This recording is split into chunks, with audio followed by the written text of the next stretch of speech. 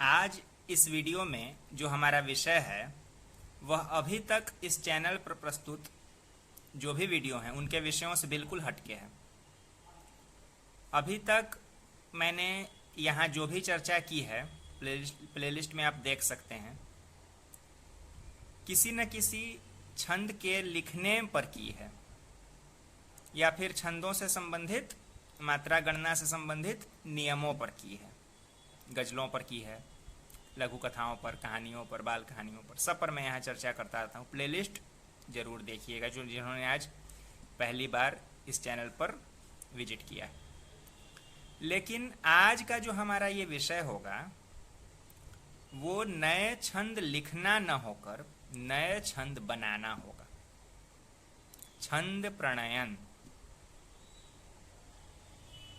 कि बिल्कुल हम लोग छंद लिखते तो हैं, दोहा लिखते हैं, रोला, कुंडलिया, अहीर छंद, कोई भी छंद हम लोग लिखते हैं। लेकिन ये भी तो सोचिए अगर बिल्कुल नए छंद का सृजन करना हो तब कैसे किया जाए। एक बिल्कुल नया छंद जिसका नामकरण भी आप करेंगे वो कैसे होगा। इस वीडियो में हमारा विषय वही है, उसी पर हम यहाँ चर्चा करेंगे।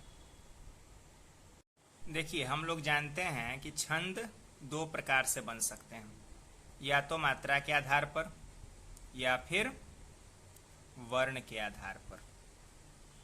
ध्यान दीजिएगा, तो ये दो प्रकार छंदों के हम जानते हैं, मात्रा या वर्ण, यही दो प्रकार है। या तो मात्रिक छंद होगा या फिर वर्णिक छंद होगा। इसके अलावा अब जो दूसरी बात आती है वो इन दोनों छंदों पर लागू होती है, दोनों प्रकार के छंदों पर, कि मात्रा या वर्णों का एक निश्चित क्रम या निश्चित संख्या हो सकती है। कोई भी छंद होगा, या तो मात्रिक हो या वर्णिक हो, उसमें मात्राओं की संख्या तय रहेगी और वर्णों की भी संख्या तय रहेगी। मैंने पहले इस बारे में चर्चा की है इस चैनल पर। 1 से लेकर 6 मात्रा प्रति पद वाला कोई छंद नहीं होता है।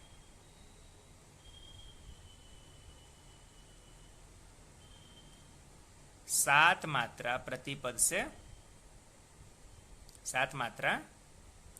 प्रति पद वाले छंदों की शुरुआत होती है, क्योंकि 1 से 6 तक जो छंद मात्रा वाले प्रतिपद वाले छंद बनेंगे बहुत छोटे हो जाएंगे, तो उनमें कोई रोचकता नहीं रहेगी, कुछ लिखने के लिए स्पेस ही नहीं रहेगा, तो लिखिएगा क्या। 7 मात्रा प्रतिपद से आरंभ होता है। यही बात वर्णों के साथ भी है। वर्णों में 4 वर्ण प्रतिपद से वर्णिक छंदों का आरंभ होता है। यहां तक आपको मैं बता चुका हूं पहले। प्लेलिस्ट में देखिएगा, बहुत विस्तार से अलग अलग छंदों पर चर्चा है, गजलों पर चर्चा है। छंद रचना में पिंगल ग्रंथों में एक विषय होता है, प्रस्तार। क्या होता है? प्रस्तार। प्रस्तार से क्या मतलब है? ये वर्णिक प्रस्तार भी हो सकता है और मात्रिक प्रस्तार भी हो सकता है। प्रस्तार एक प्रक्रिया है, एक विधि है। प्रस्तार क्या है वो देखिए। जैसे मान लिया, मैं बिल्कुल छोटे से बता रहा हूं ताकि आपको समझने में दिक्कत ना हो। अभी मैंने कहा 4 मात्रा प्रतिपद वाला कोई छंद नहीं होता है, लेकिन यहां हम मान लेते हैं कि किसी छंद में अगर हर चरण में 4-4 मात्राएं हों तो उसके कितने प्रकार हो सकते हैं। मैं सिर्फ उदाहरण के लिए कह रहा हूं, बार बार समझ लीजिए। 4 में हम 2 द्विकल ले सकते हैं, एक प्रकार ये हो जाएगा। या फिर 2 लघु और 1 गुरु ले सकते हैं, एक प्रकार ये हो गया। या फिर 1 लघु, 1 गुरु, 1 लघु। या फिर 1 गुरु, 1 लघु, 1 लघु। या फिर 4 लघु। चार मात्राओं को आप इस तरह से संयोजित कर सकते हैं। पहला प्रकार ये, दूसरा ये, तीसरा ये, चौथा ये, पांचवा ये, ऐसे प्रकार हो सकते हैं।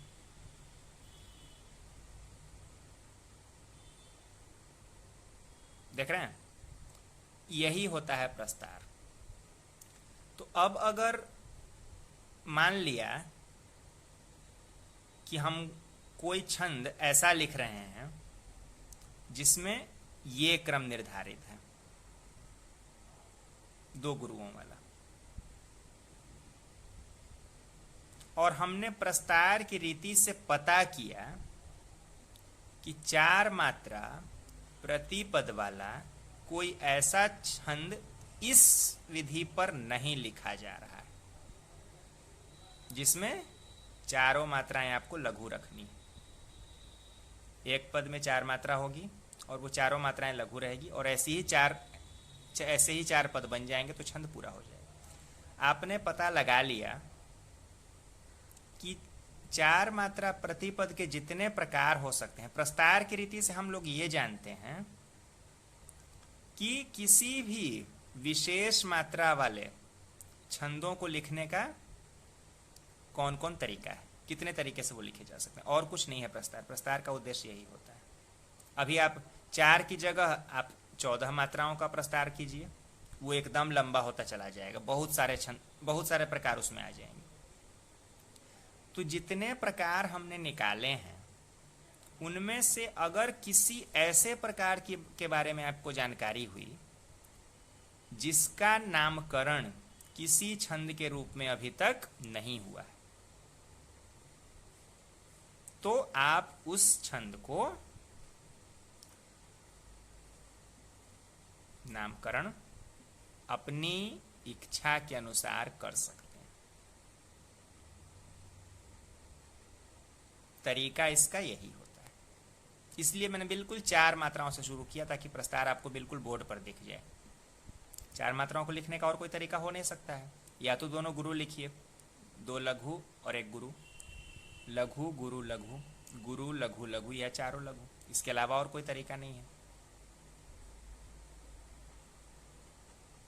तो इनमें से अगर कोई लय, ये सब लय है और क्या है, कुछ नहीं है, लय है।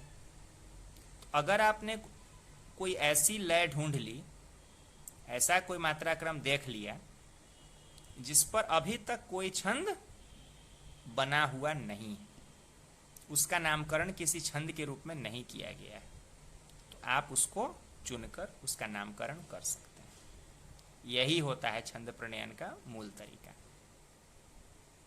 थोड़ा सा इसको और समझ लेते हैं। 7 मात्रा प्रतिपद वाले छंद से मैंने इस चैनल पर पहले एक छंद की चर्चा की है जो है सुगति।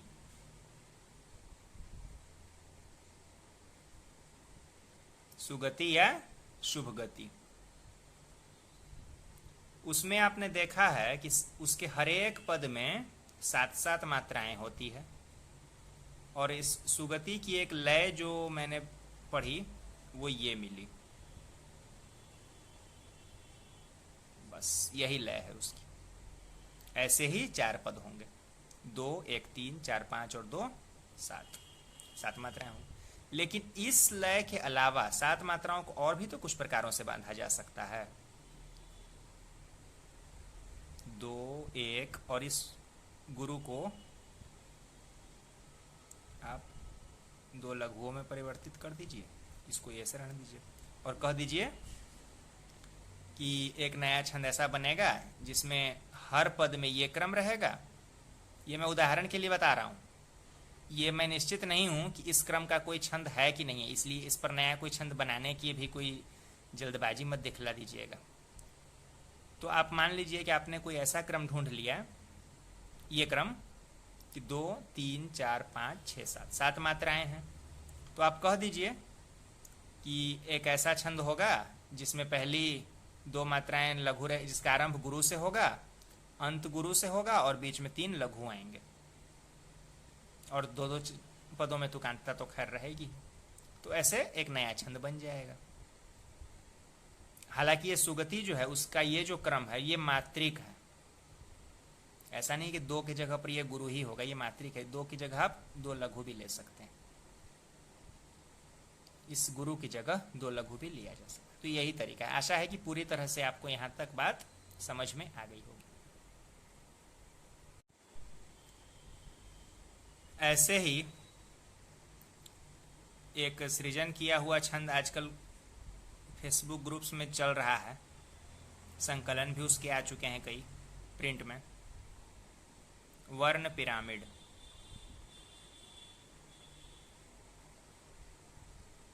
आप में से कुछ लोगों ने देखा भी होगा, बहुतों ने देखा होगा, क्योंकि काफ़ी फेसबुक पर तो काफ़ी लोकप्रिय हो गया है। इसके कई संकलन भी मैं देख चुका हूँ। हाँ, बहुत ज़्यादा संकलन नहीं है, लेकिन फिर भी कुछ हैं जो हाल में भी निकलने लगे हैं। एक विधा मैंने देखी है, बड़े भैया गणेश जी बागी जो एक वरिष्ठ साहित्यकार हैं पटना से, उन्होंने बनाई है एकादशी।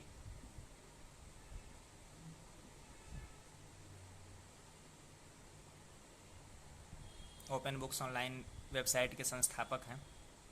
एकादशी में क्या होता है कि जैसे हम लोग हाइकू देखते हैं 5, 7, 5 का क्रम, तो ये एकादशी विधा जो है 3, 5, 3 जोड़ लीजिए, 3, 3, 6, 5, 11, तो 11 वर्णों में लिखी जाने के कारण उन्होंने इसका नाम एकादशी विधा रखा है। ये गणेश जी बागी जी का है, उन्होंने बनाया है। तो इस तरह से कुछ प्रयास होते रहते हैं। तो ये मात्रिक नहीं है, वर्ण पिरामिड भी वर्णों के आधार पर है, एकादशी विधा भी वर्णों के आधार पर है। और जो हिंदी शास्त्रीय छंदों के जो नियम होते हैं, उन छंदों के आधार पर हम इसको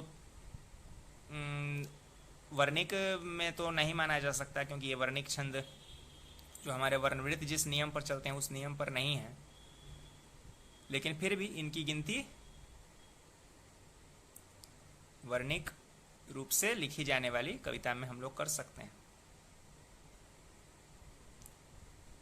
तो इस तरह से कुछ प्रयास हमारे गुणीजन करते रहे, और ऐसा शुरू से होता रहा है। ये तो अभी का मैंने उदाहरण इसलिए दिया ताकि आपको लगे कि हाँ, समकालीन रूप से भी ऐसे प्रयास होते हैं। एक और प्रयास जो ओम नीरव सर ने किया है,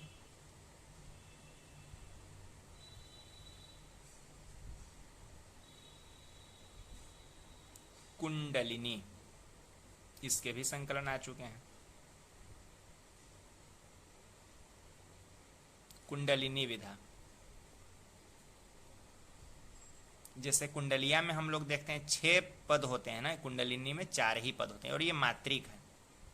ये वर्णों के आधार पर है और ये मात्रिक।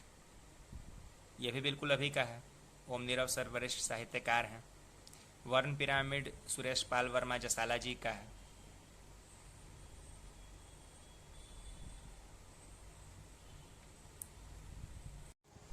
अब इस वीडियो के विषय से संबंधित सबसे ज़रूरी बात सभी नए लोगों के लिए, जिन लोगों ने इस चैनल को देखकर छंदों में नया नया प्रयास शुरू किया है। ऐसा नहीं है कि मैंने ये बता दिया कि छंदों का सृजन कैसे होता है, उसके पीछे क्या थ्योरी होती है, तो आप लोग देखकर कल से नया नया छंद बनाना शुरू कर दीजिएगा। बिल्कुल नहीं। तभी ऐसा प्रयास करिए जब आपको लगने लगे कि छंदों पर, छंदों की प्रकृति पर, छंदों की आत्मा पर आपका अध्ययन विस्तृत हो चुका है। अभी तक मैंने भी कोई नया छंद सृजित नहीं किया है,